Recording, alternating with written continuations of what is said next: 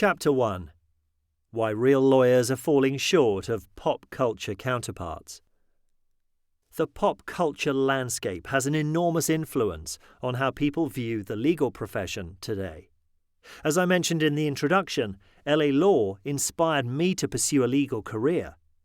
Undoubtedly, many more young people have likely been inspired by the likes of A Few Good Men's Joanne Galloway and Daniel Caffey, Law & Order's Jack McCoy, or the characters of Suits, The Practice, or Ally McBeal.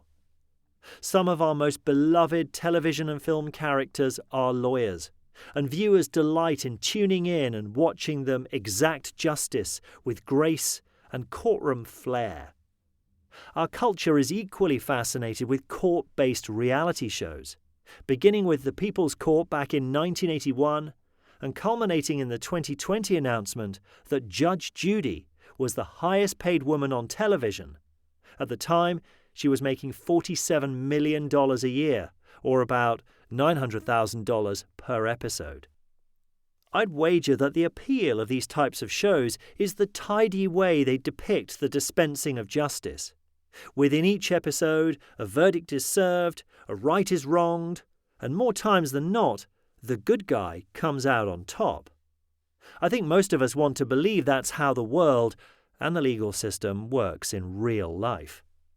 And yet, if you bring up the legal profession at a cocktail party or family gathering, you are more likely to be met with rolled eyes or looks of disgust than you are any sense of admiration or appreciation.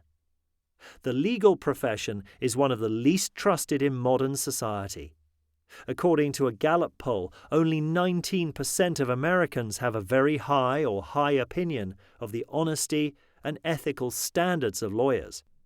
That puts us only slightly ahead of politicians and used car salesmen. And with all apologies to people in both professions, that is not the company I want to keep when it comes to my career and vocation. Too many Americans view lawyers as greedy and dishonest, the complete opposite of the legal protagonists that dominate our entertainment. Why the disconnect?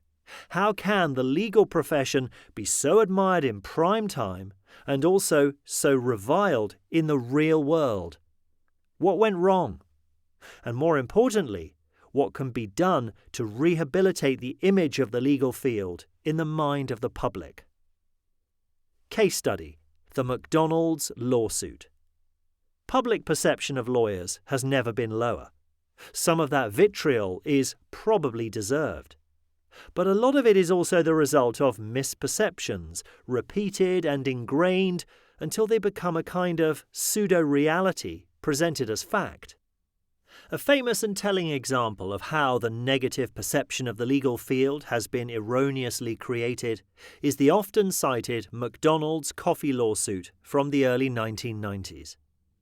Chances are you have heard about this case somewhere. It gets trotted out again and again as an example of a ridiculous lawsuit and lawyers who went too far.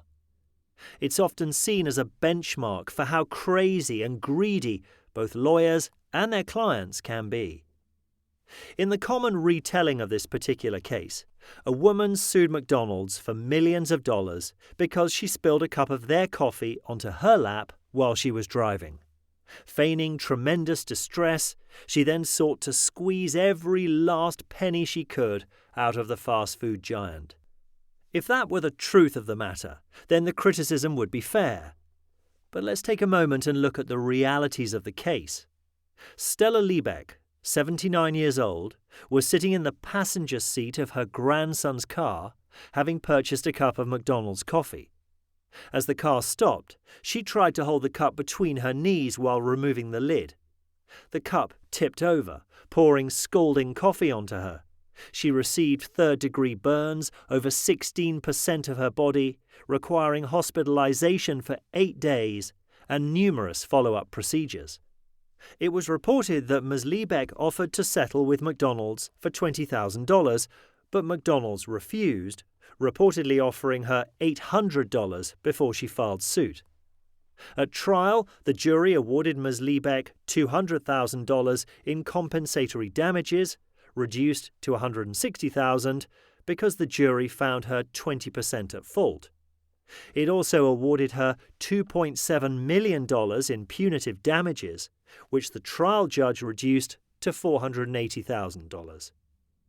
According to Ms. Liebeck's attorney, the jury heard that, at the time, McDonald's sold coffee at 180 to 190 degrees Fahrenheit, which, at that temperature, causes third-degree burns in 2 to 7 seconds. In the decade before this incident, McDonald's had received 700 reports of people burning themselves from coffee, including to their genital area, inner thighs, and buttocks. However, McDonald's never provided its customers with a warning about how hot they served their coffee. Ms. Liebeck's treating physician testified that her injury was one of the worst scald burns he had ever seen.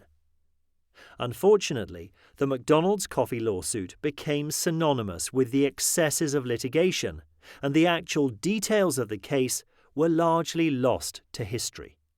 Instead, the case took on a multifaceted life of its own, appearing on late-night TV monologues and as justification for proposed legislation capping damages or limiting the scope of other lawsuits. Along the way, litigators, and lawyers in general, took a big hit in the court of public opinion. While there are many problems with our justice system, the McDonald's hot coffee case is not one of them. A lot of the poor public perception of lawyers can be traced to unfair media coverage and exaggerated stories like this McDonald's example. But that's not the only reason that we have a public image problem. Sometimes the realities of the profession work against us as well.